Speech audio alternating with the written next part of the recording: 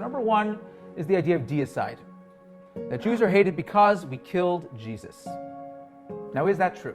I don't mean, is it true that we killed Jesus? We didn't. I mean, is it true that that is the reason for anti-Semitism?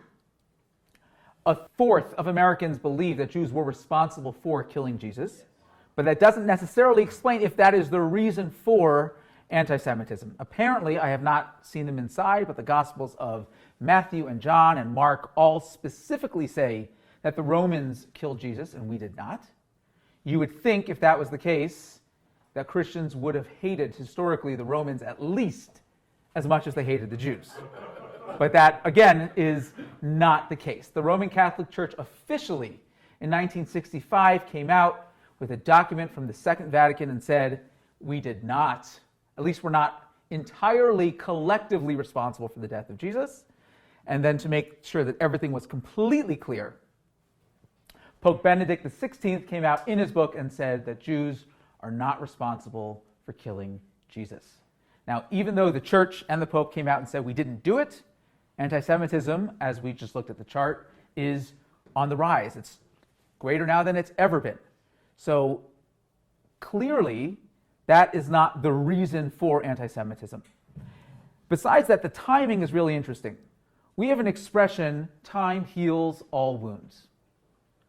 We would think if the reason for Jew hatred historically throughout the years has been the fact that we killed Jesus, then we would expect that right after Jesus' death, the hatred should be the worst, right? It should be the most concentrated around Jesus' death, and then it should have petered out over the past 2,000 years. And yet, the intense and ongoing Christian persecution of the Jews did not truly begin until the advent of the Crusades over 1,000 years after Jesus' death. So the timing doesn't really point to the fact that this is the source, the reason for anti-Semitism. Mark Twain makes a really interesting observation. He says that there were Christians in Rome who were persecuted because they thought that they were Jewish. They hated the Jew before they even knew what a Christian was. May I not assume then that the persecution of Jews is a thing which antedates Christianity and was not born of Christianity? Right? If they hated us before they even knew what a Christian was, clearly Christianity and the death of Jesus, the killing of Jesus, could not be the source of historic anti-Semitism.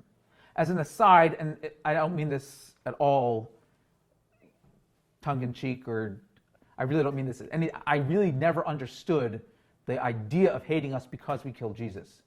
My understanding, again, and I will admit my understanding of Christianity is very limited, but I would think if the whole religion is based on the fact that Jesus died for our sins, then if Jesus wasn't killed, the whole world would still be eternally damned, and whoever killed Jesus, which again, just to clarify, was not us,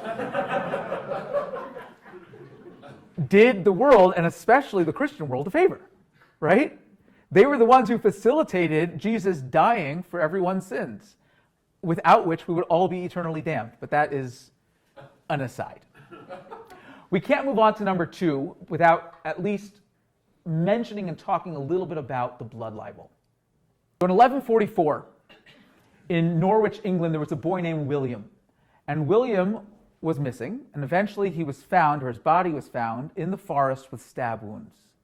And as we'll see in the scapegoat theory, the most convenient group of people to blame William's murder on was the Jews. And so the Jews were blamed for William's murder, and they weren't just blamed for killing William, they were blamed specifically for ritually killing William. It was a religious practice, they said. And the blood libel was born and continued throughout the Middle Ages. Every time a Christian boy went missing or was killed, a Jew was blamed for ritually murdering that boy. And like I said, this went on for much of, if not all, of the Middle Ages. Now let's play a quick game called Who Wants to Be an Anti-Semite? Let's try and understand why Christians need Jewish blood. It's a good question, right? Is it A, to bake matzos? We all know that a key ingredient of matzah is Christian baby blood. Is it B, to cure hemorrhoids? Which again, Christian baby blood is the best way to do that. It gets better. Is it C, because of circumcision, that we lose so much blood through circumcision, we need extra blood to replenish our supply? Or D, Jewish men menstruate, and because of that, again, we are suffering from this blood deficiency and therefore need Christian baby blood to replenish. Is it A, B, C, or D? All of the above. Excellent. All of the above. All of these are stated reasons that have been given historically for why Jews need Christian baby blood. Whoever came up with the blood libel clearly did not do a lot of research, because for anyone who knows the laws of kosher, as Jews, we are not allowed to consume blood. In fact, it's a prohibition that's even more severe than consuming pork. For those of you who have listened to my Dear Rabbi podcast episode on kosher salt, you know that the reason why kosher salt is called kosher salt is not because the salt is kosher. All salt is kosher. It's called kosher salt because it is the salt that's used to make meat kosher. Because one of the ways that we make meat kosher, aside from ritual slaughter, is to make sure that there is no blood. And the way we extract the blood from the meat is through thick, coarse salt, otherwise known as kosher salt. You guys are good.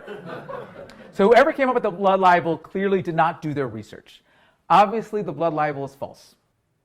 We saw from Mark Twain that they hated Christians before they even knew what a Christian was, thinking that they were Jews. So clearly, the hatred of the Jew predates Christianity and predates Jesus. So that cannot be the reason for anti-Semitism.